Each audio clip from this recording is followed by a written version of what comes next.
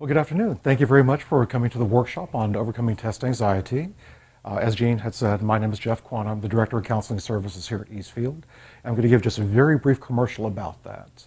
Counseling Services is provided for all of our currently enrolled students and provides an opportunity for anyone to speak with someone with regard to whatever issues they might have, might be encountering, things that might be going on in their lives that could be disrupting their success as a student. For instance, what we don't do is provide academic advising. We've got some great, fantastic academic advisors elsewhere on the campus. We're there to provide that mental health or that behavioral health support for our students.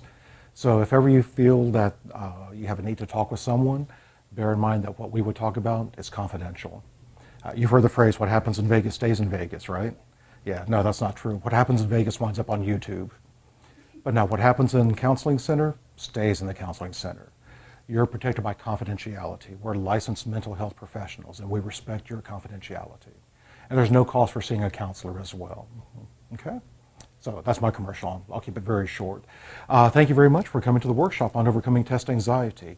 And if you will excuse me, if you will indulge me for one moment, I'm going to do something that I very, very rarely do in a presentation, and that is that I'm actually going to read a couple of slides to you. After these first two slides that I read, if you find me sitting up here reading the information again, please feel free to take off your shoe and throw it at me. Okay? Last thing you need is some knucklehead like me reading to you. All right, so here's a quick little quiz, 10 questions. Number one, before tests, do you have a hard time getting started with studying? Okay. Number two, when studying for a test, you're easily distracted. You have difficulty remembering what you just studied. For instance, have you ever read a paragraph out of your textbook and you had no idea what it said? All right, so what do? You went back and reread it again, right? And you still had no idea what it said. So you went back and reread it a third time, and it's still drawing a blank. Okay? Number three, no matter how much or how hard you work and study, you expect to do poorly on an exam. Have you ever had the situation where, especially with math, for instance, where you have all of these functions, all of these formulas, and you look at those examples in the textbook, and they make sense, and you can do the work in the textbook, and it works out okay. You got it down. You understand the concept. And then on test-taking day, your mind goes blank.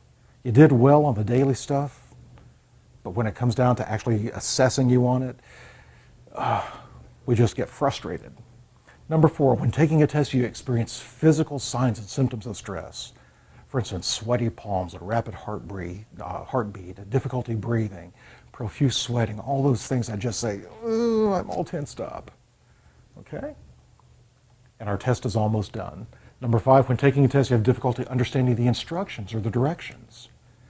Have you ever been given a test where you had like 2 paragraphs of instructions and you're reading through all that and thinking, I have no unearth of what this says. I just want to go in and answer the questions. That's all I want.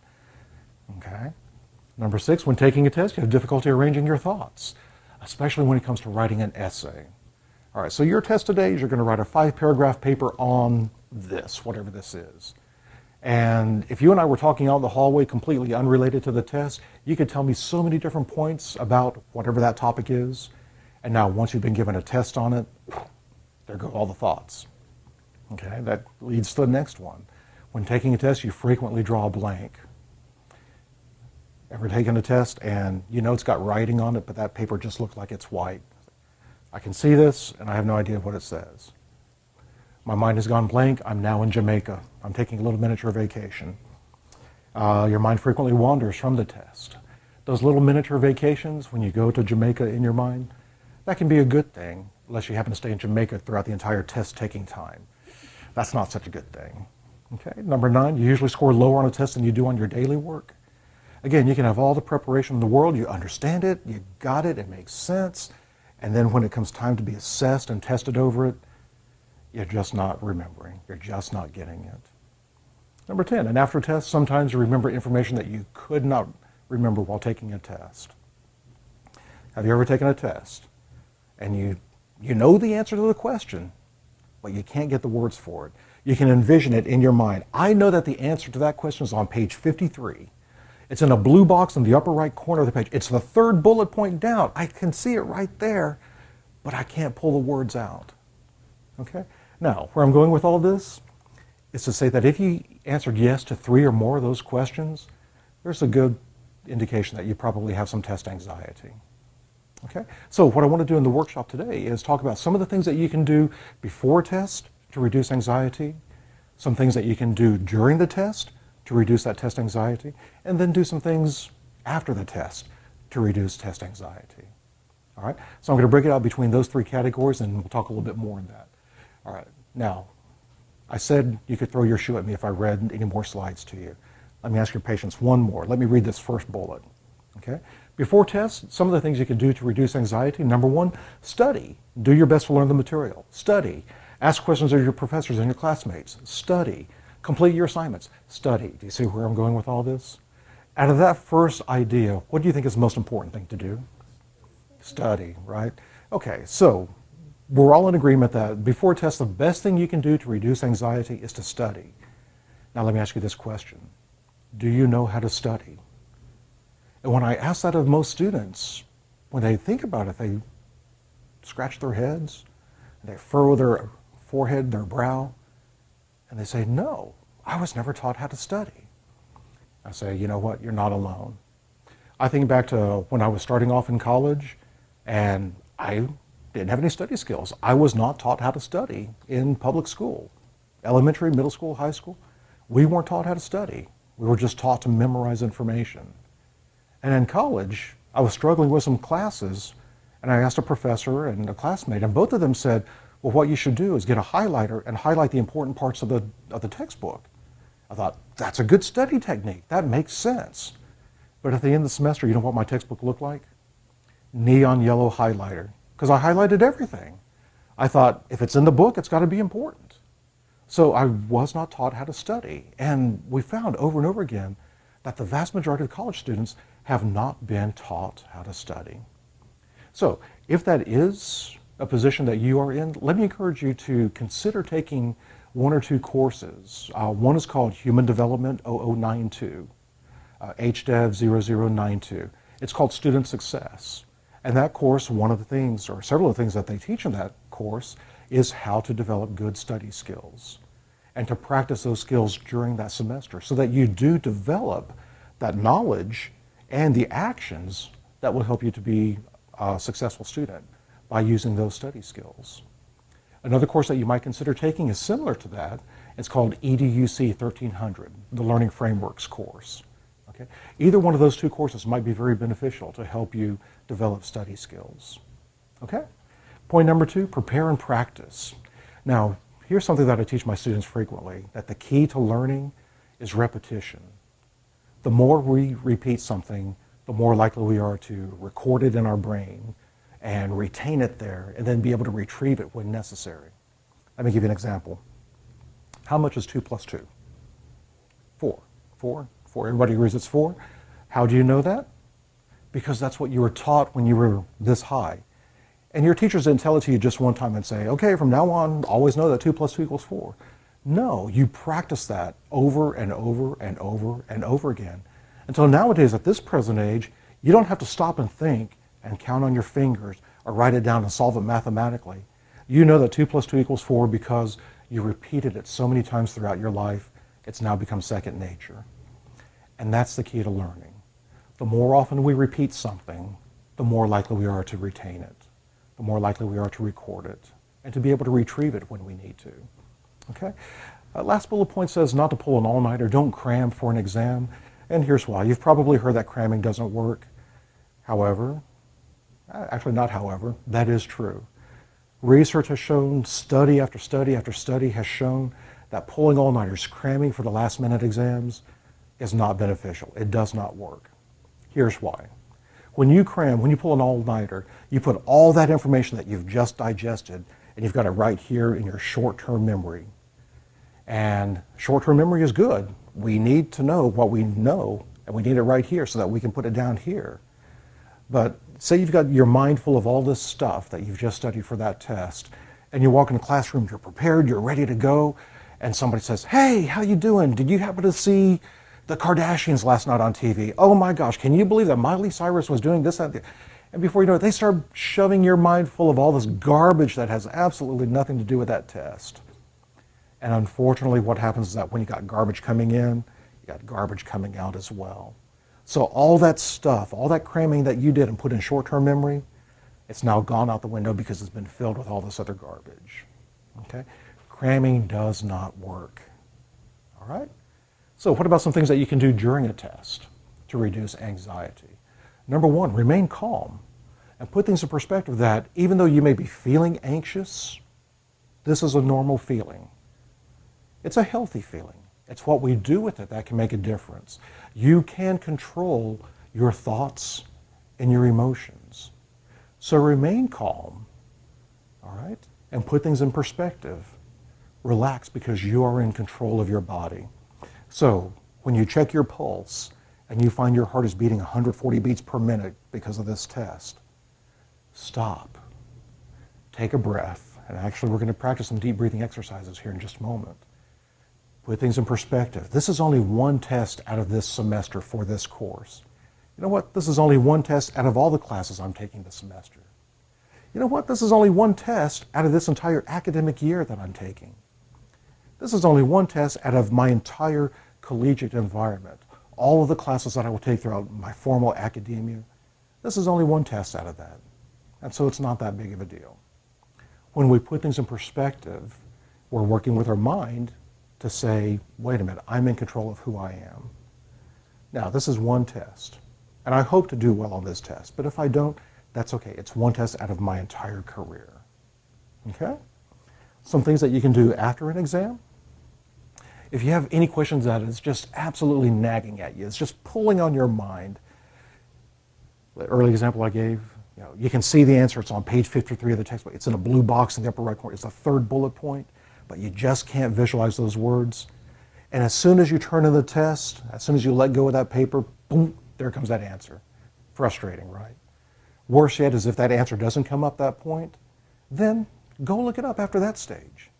Once you've turned in the test, let it go. And if there's any nagging question, then go back and find that answer and then let it go. Go look up that third bullet point in the blue box of the upper right corner of page 53 and say, yeah, I remember that now. Okay? Learn from your mistakes. If you have a tendency, for instance, one of the biggest mistakes people make is that they procrastinate, they wait till the last minute to study. All right, now as a therapist, I would ask, how's that working for you? Yeah, it doesn't work very well, does it? And I'll confess, and I'm being recorded, so I'm really stepping out here. I'm a procrastinator. I know the pain of procrastination.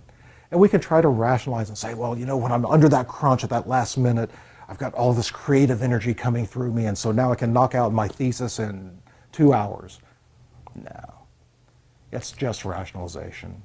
Put things in perspective and say, here in the present, I can plan a schedule for how I'm going to study, for what time I'm going to devote to this. Okay? So those are some things that you can do before, during, and after test. Now let's take it to a different aspect, and that is, let's look at things from a physical, mental, and environmental aspect. Okay? Physically, let me ask you these questions. What does anxiety feel like physically? How is it affecting your body? I'd mentioned that you might have a rapid heart rate. Okay? What other things might be happening physically to you? Profuse sweating, absolutely. Shaking, you're nervous, your body is actually trembling. What happens to your muscles when you're anxious? They tighten up, they tense up, right? Exactly, we feel it especially here around the neck and the shoulders. Okay? These are physical changes that our body goes through. Whenever we are stressed, our body physically changes. Let me ask you this question. Have you ever heard of this wonderful hormone called adrenaline? Okay? Here's how it works. If you're walking down the hallway and I sneak up behind you, you can't hear me because I've got my stealth shoes on. These shoes don't squeak. And I reach out and go, boo, and I poke you in the ribs. What would you do? Jump, scream, clock me upside the head? I deserve it. Wet your pants, any number of things. All of these are reactions that happen instantaneously because when you were stimulated, when I poked you in the ribs, your body went through a sudden change. These two little glands that sit on top of the kidneys, they're called the adrenal glands. Adrenal means above the kidneys. These two little glands go and release that wonderful hormone called adrenaline, and your body instantly changes. Your muscles tense up because you've got this adrenaline rush going on where it's fight, flight, or freeze syndrome. You're going to fight what has just happened to you. I poke you in the rib, you clog me upside the head. You don't even think about it. It's a reaction that happens. Or you're going to flight, you're going to run away from whatever that stimulus was. Or you're going to freeze and absolutely submit to it. Well, when that adrenaline hits the body, your body goes through physical changes. Like I said, your muscles tense up, your heart rate increases, your breathing becomes shallow and rapid, your brain starts being deprived of oxygen. And that's the part that really hurts us whenever we take an exam. All of these physical changes that just happened eventually result in a decrease of oxygen going to our brain. And the cerebral cortex, the wrinkly part of the brain, that's where all of our thinking occurs. And so when our brain is deprived of oxygen, we can't pull in our memories. Our mind has shut down, basically. All right, so here you are, you're just given an exam, and you've got all these stress reactions. Your blood pressure increases, your pupils dilate. All these things happen by a reaction. You don't want them to happen, they just happen because it's just like being poked in the ribs. Your body suddenly changes. So what you can do then is begin to reverse the process. And here's how we can do some of that. The most important thing is getting that oxygen right back up into the brain. All right, so 2 things that you can do physically to reduce anxiety. Number 1, deep breathing exercises. We'll practice that in just a moment. And then number 2, progressive muscle relaxation. And I'll have you practice some of that as well too. Okay, deep breathing exercises. Let's talk about that for just a moment. If the brain is being deprived of oxygen, we've got to get that oxygen flowing back up to the brain. All right. Now, whenever you're breathing, are you consciously thinking about your breathing? Are you having to tell yourself, breathe in, breathe out, inhale, exhale, inhale? No, it happens automatically. But when you're stressed, your breathing becomes shallow and rapid. And in some cases, you may even temporarily stop breathing. So if you will, take back control of your mind by doing some deep breathing exercises, you open up the brain once again to that flood of oxygen coming in, and the thinking capacity increases. Now here's how it works. When you're breathing normally, you're not thinking about it. But you can take control of your body and breathe in cycles. We call it cycle breathing. And what I'm going to ask you to do in just a moment is I want you to breathe in through your nose. For a 4 count, I'm going to say in, 2, 3, 4. And I want you to breathe in slowly through your nose over that 4 count. And I'm going to say pause, pause. Don't breathe in, don't breathe out. And then I'll say out, 2, 3, 4. And over that 4 count, I want you to exhale through your mouth slowly, like you're blowing through a straw. And I'll say pause, pause, don't breathe in, don't breathe out. And then we'll repeat that cycle another couple of times. Okay? Now, when you breathe in, don't try and suck up on all the air in the room. Leave some for the rest of us. Okay? And when you breathe out, don't dump out your lungs completely. Don't pull one of these numbers and go, yeah, we don't want you to pass out. Just breathe in deeply and exhale deeply. Now, how can you tell when you're breathing deeply? You can do deep breathing exercises one of 2 ways. You can either breathe from your shoulders, where you inhale and your shoulders rise up. And that's fine. That brings in more air into your lungs than just breathing normally. Even more effective than that, though, is if you do a belly breath, when you breathe from your stomach. What happens when you do a belly breath is that you take your diaphragm, this breathing muscle that separates your thoracic from your abdominal cavity, and it's right underneath your rib cage, and you contract that muscle, and your stomach comes out in the process. Now, when that muscle gets contracted, when it goes down, that's causing your lungs to inflate fully. So a belly breath is even more effective than a shoulder breath. In fact, when I do belly breathing, it looks like I'm pregnant. Watch this. Here's my belly, right? And I breathe in. Look at that. Full term. Twins. He's gonna blow. Okay? So belly breathing actually brings in more oxygen to your body and therefore then to your brain. Okay? So, any questions about deep breathing exercises? Or are you ready to practice? Okay, so I'm going to say in, 2, 3, 4.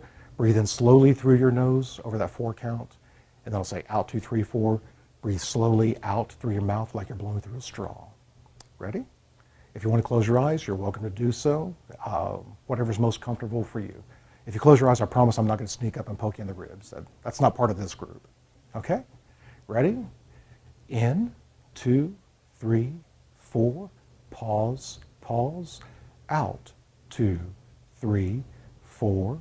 Pause, pause, in, 2, 3, 4, pause, pause, out, 2, 3, 4, pause, pause, one more, in, 2, 3, 4, pause, pause, out, 2, 3, 4, pause, pause, and then return to your regular breathing rate. Do you feel sleepy? Do you feel relaxed?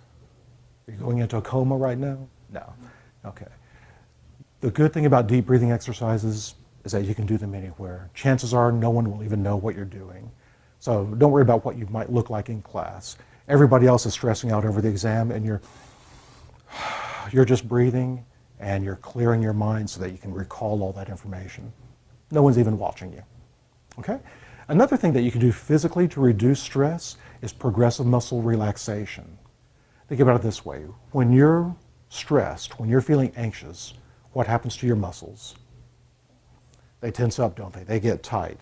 All right, and that happens involuntarily. Just like I poked you in the ribs, your muscles have tensed up. You've got this test anxiety going on, your muscles are tensed up. Involuntarily, you had no control over it. But now, when you do progressive muscle relaxation, you're approaching things from that wise mind. You're taking back control of your body. You have that sense of awareness that goes on. So let's pretend that this is one of your muscles that is just tensed up from anxiety. Well, what you're going to do, we're going to work our way through the body from toes up to the head. You're going to apply more tension to those muscles. You're doing it willfully, purposely, intentionally, deliberately.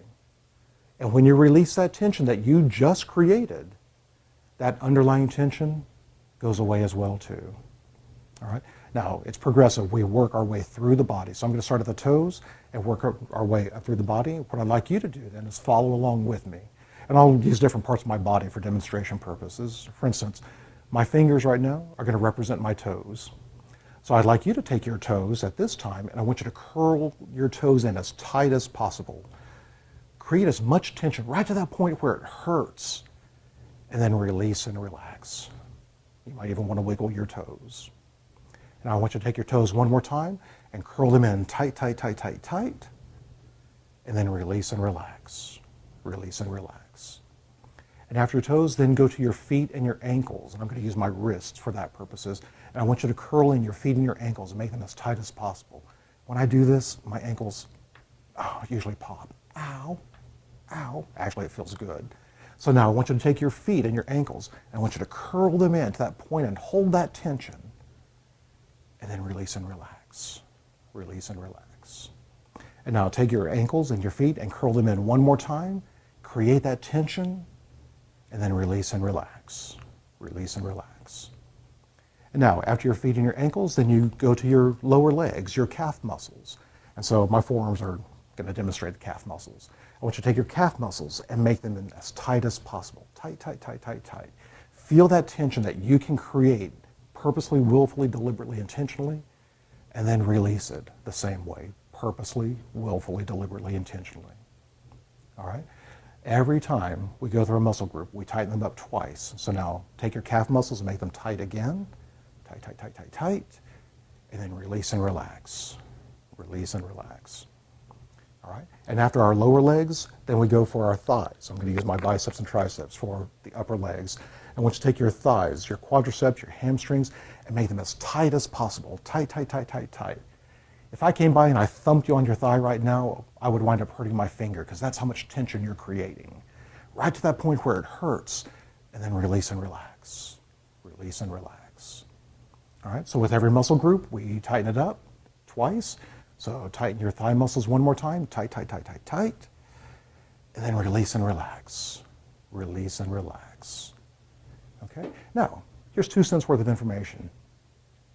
Let me encourage you that if you have not done so, I encourage you to get a flu shot. And most people, I say most people, a lot of people don't like getting shots. So here's what I recommend. So sometimes they'll say, I'm afraid of needles. And meanwhile, they've got sleeve tattoos all along their arms. Really, you're afraid of needles? That's okay. Sometimes when somebody knows that they're going to get a shot, a vaccination, they tighten up their muscles. They're there in the doctor's office. They see the nurse coming at them with that harpoon that they're going to stick in their arm or elsewhere in the body. And so they're all tense and tight like that. Well, before she can pop me with that needle right there, it's going to take a lot of effort on her part to jab it in there, unless I relax my muscles. And one of the easiest ways to relax your muscles is by exhaling. That's why when I say tight, tight, tight, tight, tight, typically you're holding your breath. I'm not sure you were aware you were doing it, but I was watching. And then when I say release and relax, people usually exhale at that stage. All right, so the next time you're getting ready to get shot in the arm and you're seeing that harpoon coming at you and tensing up, turn your head and exhale. It's going to be like a hot knife through butter. No pain whatsoever. Okay? So we've gone up through the lower half of our body. After our thighs and upper legs, what do you think is the next major muscle group that we tighten up and relax? Before we hit the stomach. It's actually the buttocks. My uncle used to call it the buttocks. Okay? The gluteus minimus, medius, and maximus are butt muscles. Okay? Now, all this time that you've been in class taking that test, and you're starting to relax yourself by doing deep breathing exercises, nobody's watched you. You're doing all of these progressive muscle relaxation techniques, no one's even seen anything that you're doing. But when you tighten up the butt muscles, someone might see that. Because when you squeeze your butt cheeks together, you might raise up out of your chair a couple of inches. That's okay. So if somebody sees you in class and you're doing this number, that's okay. They may think you look foolish. They may be laughing at you. That's their issue, not yours. Because your issue is you're relaxing. You're getting that oxygen flowing back to the brain. So what I'd like you to do now is I want you to take your butt cheeks, your butt muscles, and I want you to squeeze them in as tight as possible. Tight, tight, tight, tight, tight. Feel that tension. And then release and relax. See that? They went down to their chairs. Okay? Now, I'm going to be a little bit crass, a little bit vulgar here for just a moment, because I want you to take your butt muscles one more time. Squeeze them in. Tight, tight, tight. Imagine, if you will, that right now you've got so much tension in your butt cheeks. Imagine, if you will, that there was a needle stuck between your butt cheeks. I wouldn't be able to pull it out even if I had it hooked up to a tractor. That's how tight your muscles are. And now release and relax. Release and relax. Okay. So now that I've said that, it's kind of silly. One thing that you guys were doing, which is very beneficial, is you were laughing at that. And that's good. Because with laughter, we've got oxygen coming into our body, which means it's going back to our brain as well, too. You may have heard the phrase that laughter is the best medicine, and that's true. Laughter, it exercises our muscles, and it brings oxygen up to the brain. Okay? So, during a test, if you're feeling stressed out, try and think about something funny. Laugh to yourself, but be sure that you're breathing while you're doing that as well, too. And if you think of a gut buster, knee slapper, toe tapper, all that good stuff, let it go. Laugh out loud. Everybody else may look at you. That's okay. That's their issue, not yours, because you're going to do well on that exam. Okay? So now, after our butt cheeks, then we go to our next major muscle group, and that's the stomach and the lower back. And here's where you're going to take your core muscles, your stomach muscles. Some people call it a six-pack, right? I got the whole keg going on here. But you're going to take that six-pack, and you're just going to squeeze in those muscles and make them tight, tight, tight, tight, tight. Same thing around the lower back. And then release and relax. Release and relax. And then we tighten up our muscles one more time. So make that six-pack tight, tight, tight, tight, tight, tight. And then release and relax. Release and relax. After your stomach and lower back muscles, then you go for the upper torso, your chest muscles, your pectorals, your lats. Latissimus dorsi. Okay, thank you. It's been 25 years since I took A&P. All right, so now take your chest muscles and your upper back muscles and make them as tight, tight, tight, tight, tight as possible. And then release and relax. Release and relax. And again, tighten them up one more time. Feel that tension that you are purposely, willfully, deliberately, intentionally creating. And then release and relax. Purposely, willfully, deliberately, intentionally. You've got that underlying tension in the muscles. You're now putting more tension on those muscles so that when you release that tension you just created, that underlying tension is gone as well too. Okay, so after our chest and upper back, then we go for the biceps and triceps. Now, if you really want to show off in class, this is where you can go like that. But you're creating that tension and then release and relax. Release and relax.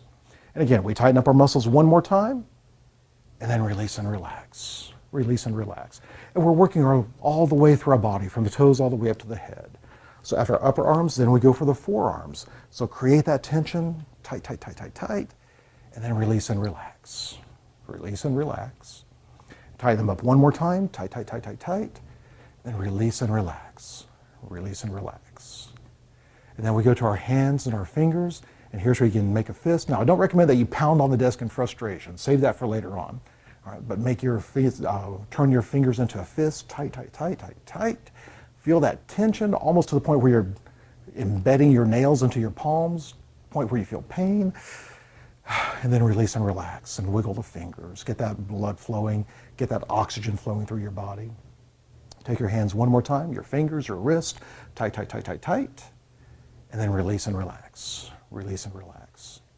And now we've gone all the way from the toes all the way up to our last muscle group, and that's going to be the neck and the head and the face.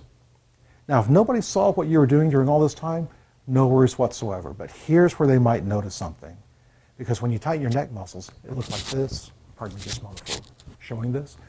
You make your muscles as tight as possible. I find it's easiest for me to do that by making a frown and stretching the face downward. But that's just the neck. We also need to take our face and our head muscles, and we need to squinch them up too, because we're creating tension. All right? So how do you tighten up your face muscles?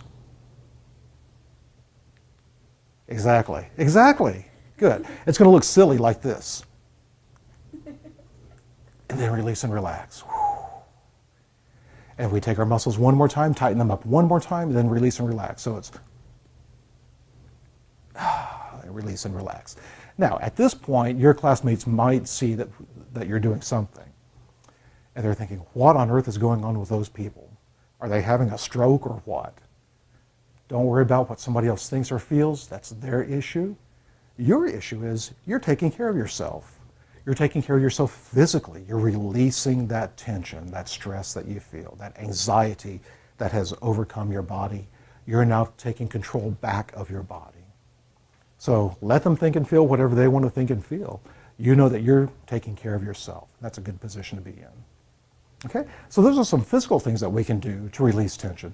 Other things that affect us and can cause anxiety is if we're not well balanced with rest and nutrition and exercise. And let me be sure I clarify those. By rest, I mean more than just sleep. Sleep is good. We need sleep. Our body must sleep. But even more than sleep is that we need rest. When we wake up in the morning, do you wake up and say, oh, good morning, Lord? Or do you wake up and say, oh, good Lord, morning?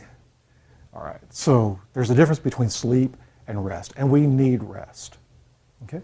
Exercise and nutrition, I kind of combine both of those together. For me, exercise is lifting sandwiches to my face. Unfortunately, that's kind of counterproductive, so we do the best we can do. Medications, alcohol, those are things that will affect our cells, our bodies physically as well too. There might be some benefit to medication. Only you and your doctor can best decide what is in your best interest that way. Okay? All right, so those are physical things. What about mental things or psychological things? Well, here's the reality. Our bodies are more than just physical flesh and blood. We are also mental beings, our thoughts and our feelings. Our thoughts and feelings are real, but they're not tangible. They're not physical. For instance, I don't have a button right here that says anger. If I had a button right here that said anger, then you could control what I feel. You could have control over my feelings, but that button doesn't exist.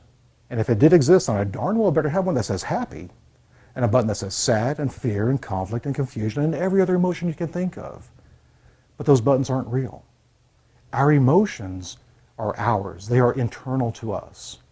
No one can control what we feel, and no one can control what we think, because our thoughts are not physical. They are intangible. Let me break it down this way. Point to me where your brain is located. Exactly, right up here. This 3-pound gray matter mass of an organ. That's our brain. It's physical. You can touch it. You can dissect it. You can measure it. You can eat it if you're into that kind of stuff. All right? Now, point to me where your mind is located. Still here in the head? Some people say, not quite sure. And the reality is, that's true. Our mind is a part of who we are, but it's not physical. And our mind is composed of our thoughts and our feelings. I typically point to my head and my heart at that stage. Yeah, old habits are hard to break. So our thoughts and our feelings are real, but they're not physical. So here's the good news. No one, absolutely no one, can make you think or feel anything. Your thoughts and your feelings are completely under your control. Now, have you ever said, or have you heard someone say, "Oh, he just makes me so angry," or "Oh, that makes me so sad," or "Oh, that makes me so happy"? And the reality is that those things don't make us happy, sad, angry, afraid, whatever. We choose to feel those emotions. I choose to be sad when I see that. I choose to be angry when I see that. I choose to be happy when I see that, or whatever the case might be, whatever emotion. So no one can control what we think or feel, but they can influence what we think and feel. Okay? So if someone were to slap me in the face, chances are I'd be angry about that. There's no reason to slap me in the face. So if somebody comes up and go wham like that, chances are I'll be angry about that, either as a reaction based upon everything from my life experience, or because at that moment in time I'm choosing to feel angry. That person has no reason to slap me. I'm angry that he did that. All right? So our thoughts and our feelings are completely within our control. And here's what it comes down to, really, is our perceptions. And perceptions are all about how we choose to see things and how we choose to allow things to affect us. Okay? I'm going to emphasize the word choice there. Okay? Perceptions are all about how we choose to see things and how we choose to allow things to affect us. Because there is no other you in this world. No one else has your life experiences. Everything from your past, good, bad, indifferent, has led you to be the person that you are here in the present. Okay? There is no other you. There's no other you that has had your lifelong experiences. So it's all about living here in the present, because the reality is that we are powerless to change the past. The past is the past, and I'm powerless to change what has already happened. Let me give you a silly example. Where's my pen? That's right. I'll use my glasses instead. They're cheap. They're readers. All right. When I drop my glasses, that's in the past. I can't undrop my glasses. That's already happened. I am powerless to change the past. I cannot undrop my glasses. It's outside of my power and control. What's within my power and control is to choose how I allow that to affect me. Now, in this case, this is a minor thing. This is a silly thing. So all I do is I pick up my glasses, I stick them back in my shirt, or I put them back on the table elsewhere, or something along those lines. Right? I'm powerless to change the past, but I'm completely empowered right here in the present to choose how I allow my past to affect me. Because there is no other me. No one else has my thoughts or my emotions. No one has my life history. And who you are here in the present is a wonderful, unique you. No one else like you, and that's good. If there were two of me, one of me would be extra. I'd say, let's get rid of one of me. All right? So, all I can do is live here in the present. That's completely within my power and control, and that's all about my perceptions. Now, my glasses, minimal, trivial, insignificant. But some stuff that's happened in my past is pretty dramatic. There are some things that have happened in my past that have been terrible. And I'm not going to go into details about that. That's not important. Because I'm powerless to change that stuff. But here in the present, I'm completely empowered to choose how I allow it to affect me. Likewise, I've had some great things happen to me in the past. I've had some wonderful things happen to me in the past. And I can't change them because it's already in the past. But here in the present, I choose how I allow those things to affect me. That's one of the best things about who we are as human beings, is that we have this mind, our psychological aspect, that allows us to have perceptions, how we choose to see things, how we choose to allow things to affect us. Let me give you one more example about the present and perceptions. Think about optical illusions. With an optical illusion, typically you're looking at something and you're seeing it in a different context. And it is this, whatever this is, but you're seeing it as this, whatever this might be. All right? Now, can you choose to see it this way, or can you choose to see it this way? And usually the answer is yes. It's within your power and control to think and to feel, to choose how you allow the past to affect you here in the present. Okay? Now, we have another aspect, and that is our social aspect, or the environment, the external influences that we encounter. We can look at things like laws, traditions, and customs. Those are all external influences. My car, when I get in my car, I know that I can drive faster than the speed limit. That's within my power and control. My environment allows me to go faster than the posted speed limit. But there's an environmental factor that keeps me from speeding, and that's the thought of getting a speeding ticket. So that law helps me to stay compliant with whatever that environment is. But the biggest aspect with regard to our external environment is the social aspect of who we are. And primarily that's about relationships. Okay? We are social creatures. We are meant to be involved in relationships. John Donne wrote, "No man is an island," meaning we're meant to be in relationships. Defoe wrote Robinson Crusoe, wrote in the character of Friday, because that man stranded on that island needed companionship, needed friendship, a relationship. So that native Friday was part of the novel. Think about Tom Hanks in the movie Castaway. Here was a man on a deserted island. His greatest desire, of course, was to get back home, to get off the island. But second to that was relationship, companionship, even to the point where he took a bloody handprint on a volleyball and he personified that. That was Wilson. Do you remember the movie when he was finally getting off of the island? He was on that raft and Wilson was swept away. He almost died in that process because he lost a significant person in his life. An inanimate object, a volleyball with a bloody handprint, he personified it. That's how strong our desire is for relationships. Now, here's the good news, here's the bad news. We can choose what relationships we're involved in. Now, the hard part is that sometimes the relationships we have been involved in the past may not have been the healthiest thing for us. Sometimes we have to deal with unhealthy people, whatever their issues are. And those unhealthy people might have a significant influence in our lives, such as, I use the phrase dysfunctional family. Okay. Now, it's a term that's been used over and over and over again, almost to the point of cliche. And I say, I've never met a family that doesn't have some level of dysfunction. It's how they work within those parameters that make a difference. Whether it's a working environment or a family environment or a friend environment, it's kind of a family unit in any one of those areas.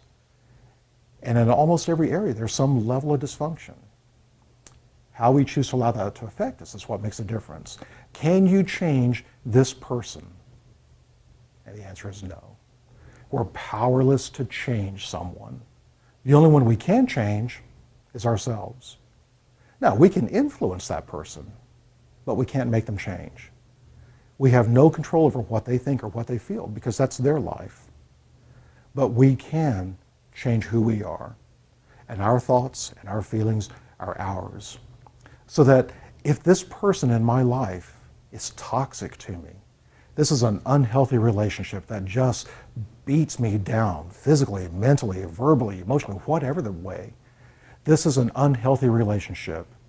I can choose to terminate that relationship if that's what it takes for me to survive.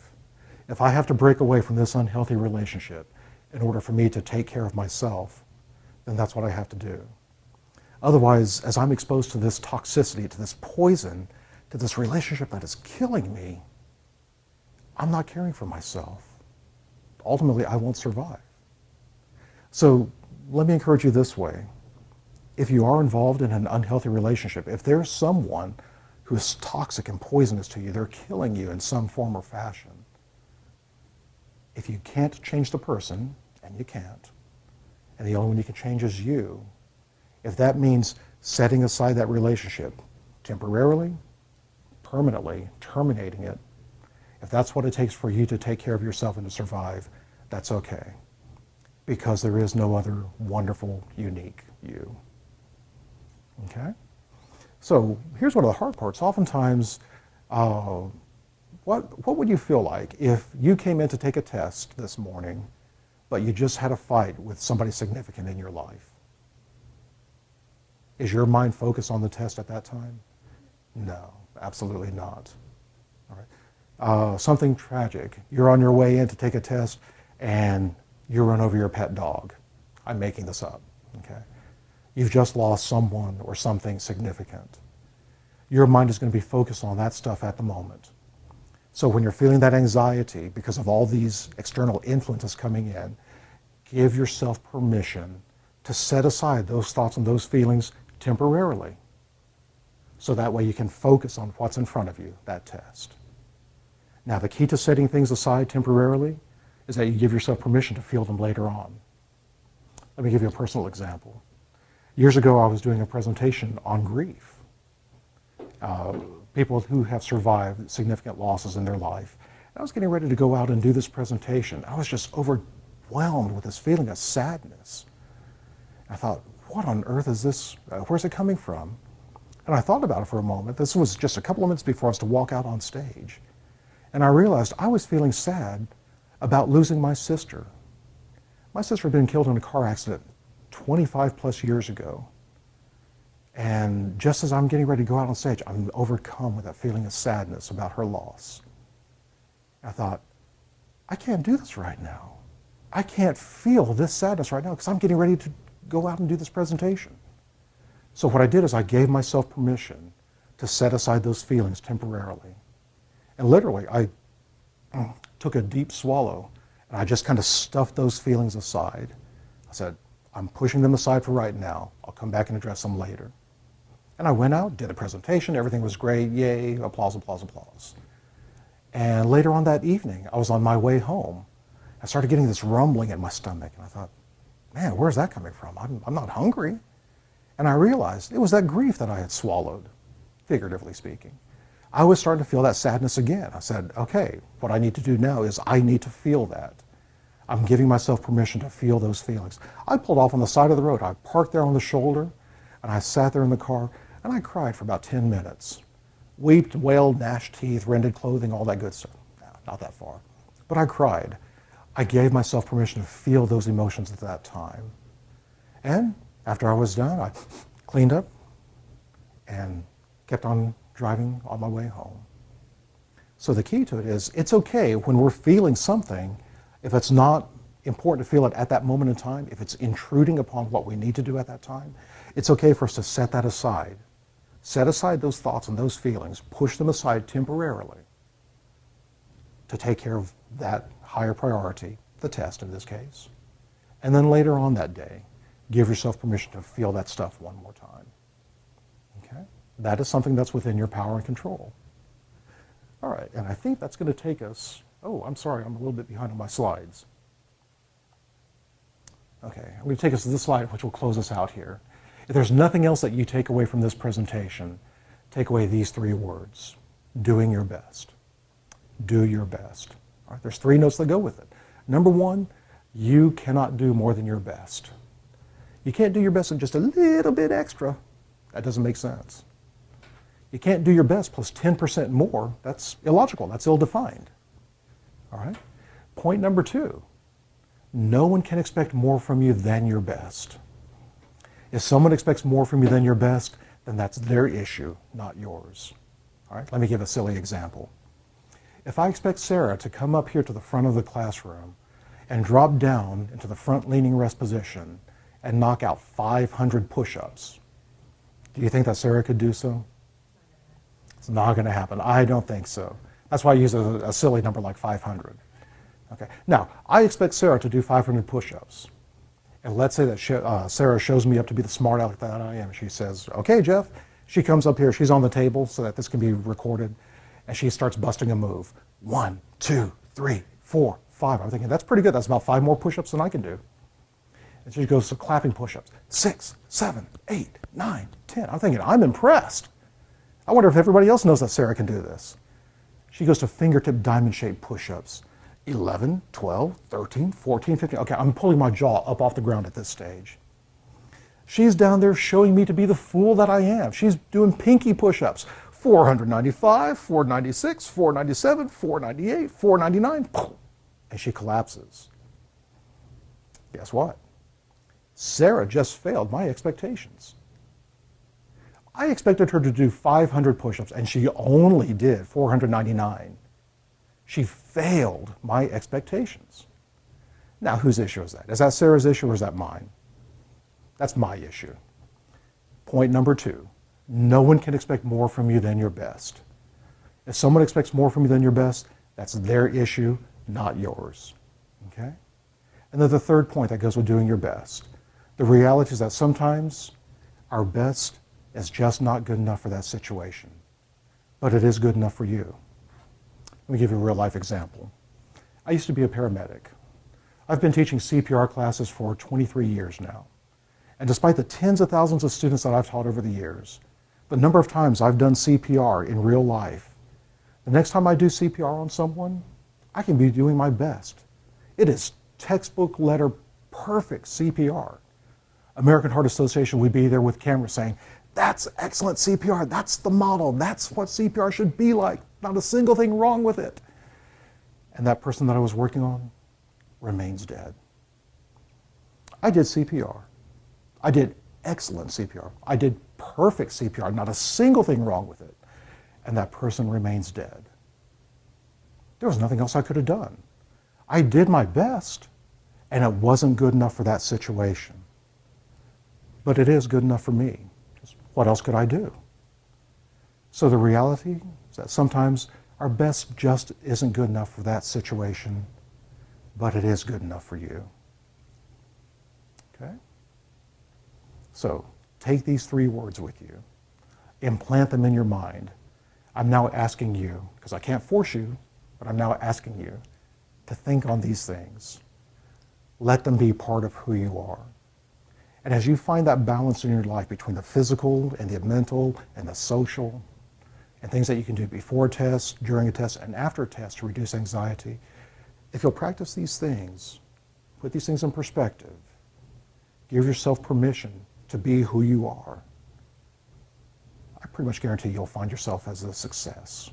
You'll be doing well on those tests. You'll be doing well in life as well. Now, before I say thank you very much for allowing me to be here, does anyone have any questions or anything that you'd like to share? No? Okay, well then thank you very much for allowing me to spend some time with you. I hope that this was a benefit to you today. And y'all take care.